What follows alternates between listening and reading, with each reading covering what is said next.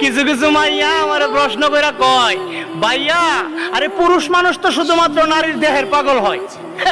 হাস্যকর একটা বিষয়।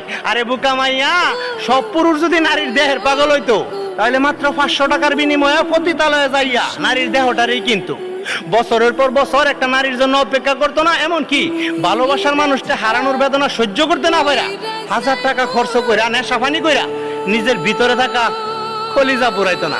আরে পুরুষ মানুষ যদি নারীর দেহের পাগলই হইতো তাহলে বেদের মেয়ের কি আর বিয়ে হইতো? সবচেয়ে বড় একটা কথা কই, রাস্তাঘাটে তো শুধুমাত্র পুরুষ পাগলই দেখা যায়, নারী পাগলগুলি গেল কই?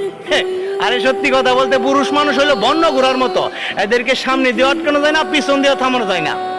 একমাত্র উপায় হইল ভালোবাসা দিয়ে মন জয় করতে হয়।